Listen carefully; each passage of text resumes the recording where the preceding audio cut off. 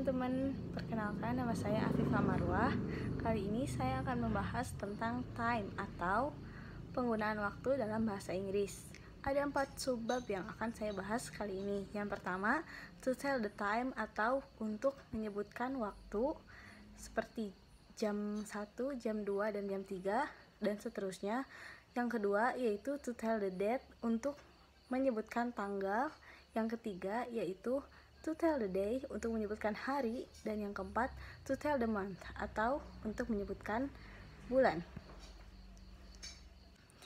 Yang pertama yaitu cara penyebutan waktu atau jam dalam bahasa Inggris. Caranya cukup mudah, yang penting kita sudah tahu bagaimana caranya menyebutkan angka dalam bahasa Inggris. Kita langsung mulai ke contohnya ya. Yang pertama, 1 o'clock, 2 o'clock, 3 o'clock, 4 o'clock, 5 o'clock, 6 o'clock, 7 o'clock, 8 o'clock, 9 o'clock, 10 o'clock, 11 o'clock, and 12 o'clock. Itu adalah penyebutan jam dari angka 1 sampai 12. Jadi kalau mau nyebut jam 1, kita bisa menyebutkan this time is 1 o'clock. No atau now is 1 o'clock. Kemudian ada beberapa kosakata waktu yang sering digunakan dalam bahasa Inggris, seperti pagi yaitu morning, siang yaitu afternoon, sore yaitu evening, malam yaitu night. Kemudian di sini juga ada beberapa kosakata yang nantinya kita akan bahas di contoh,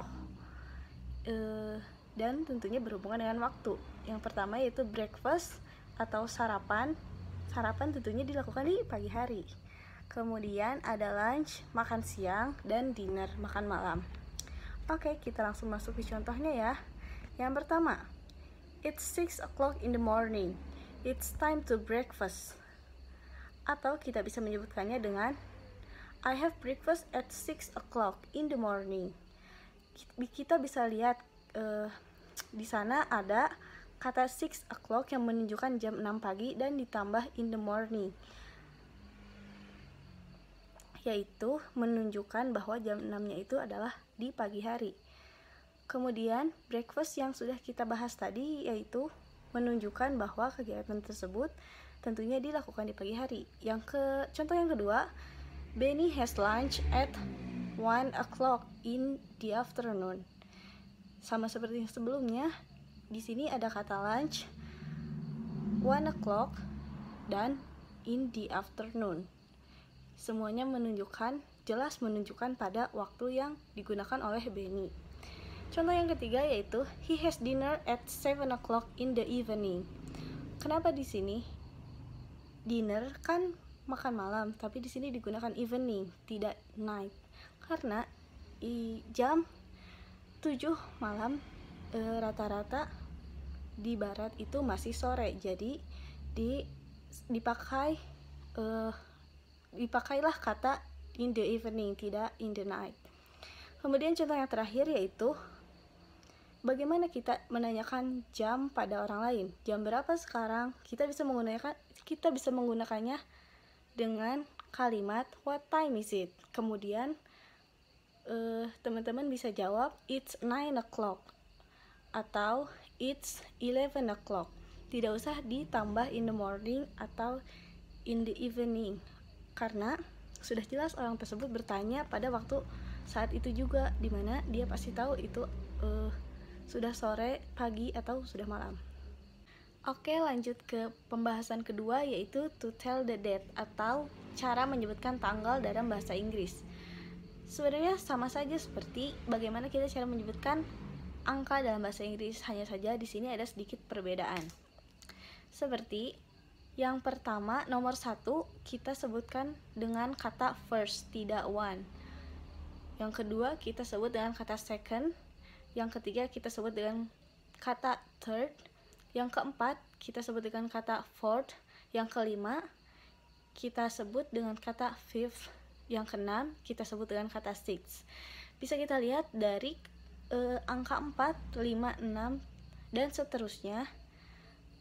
Kita hanya perlu menambahkan huruf TH di akhirnya, dan cara penyebutannya pun hampir sama, yaitu fourth, sixth, ninth tidak ada perbedaan yang signifikan, hanya saja di akhirnya ditambah huruf TH. Kemudian angka 1, 2, 3 itu memang yang berbeda dari yang lainnya. Jadi teman-teman harus ingat ya gimana cara penyebutannya. First, second, dan third. Begitu juga dengan penyebutan angka 2 nominal seperti angka 21, 22, dan 23. Kita menggunakan kata 21st untuk 21, 22nd untuk 22, dan 23rd untuk 23. Sedangkan untuk 11, 12, dan 13 kita tidak perlu menggunakan first, second, dan third lagi, tapi kita hanya perlu menambah huruf TH di akhirnya seperti yang umumnya digunakan oleh angka-angka yang lain. Itulah cara menyebutkan tanggal dalam bahasa Inggris. Kemudian kita masuk ke contoh. Di sini ada kalimat 21st April is Kartini Day, yang artinya tanggal 21 April itu adalah hari Kartini, seperti yang kita tahu dan suka dirayakan di sekolah-sekolah. Kemudian 22nd April is Earth Day, yang artinya tanggal 22 April adalah hari bumi. Dan contoh yang ketiga yaitu 1st May is Labor Day, artinya tanggal 1 Mei adalah hari buruh. Kita juga bisa membuat kalimat tanya dengan jawaban ini. Contohnya, when do we celebrate Kartini Day? Dan teman-teman bisa jawab, Kartini Day is in April on 21st of April. Pembahasan yang ketiga yaitu to tell the day.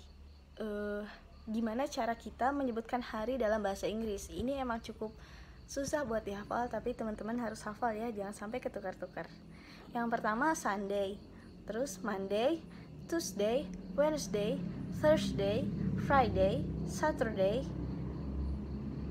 dan cara penyebutannya pun harus tepat. Sebenarnya untuk di hari kita tidak banyak pembahasan, hanya teman-teman harus hafal semua hari-hari dalam bahasa Inggris. Kita langsung masuk ke contohnya ya. Yang pertama yaitu on Sunday morning I usually go to the park. Jadi kita bisa menggunakan kata on untuk menyebutkan hari. Seperti contoh yang kedua, on Monday Lina and her family go to the garden. Contoh yang ketiga yang ini cukup panjang, I always happy on Saturday because the next day is free day. Dan contoh yang keempat yaitu I like Sunday very much because I can sleep all the day. Yang artinya next day-nya itu adalah hari Minggu. Oke, teman-teman harus ingat ya gimana cara menghafal hari dalam bahasa Inggris.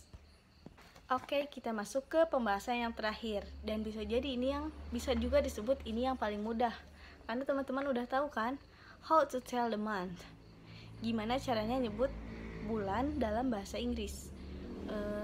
Kata-katanya tuh gak jauh beda sama bahasa Indonesia. Kita mulai sekarang ya. Yang pertama yaitu January, February, March, April, May, June, July, August, September, October, November, and December. Gimana? Gak jauh beda kan?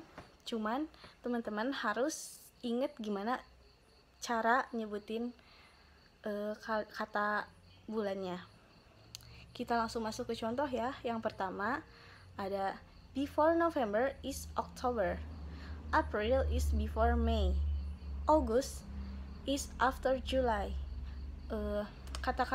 Kalimat-kalimat seperti itu bisa memudahkan teman-teman semua buat ngehafal bulan, nama-nama bulan dalam bahasa Inggris. Jadi kita main kata, dimana kita bisa lihat di contoh yang tadi, April is before May, artinya April itu sebelum Mei.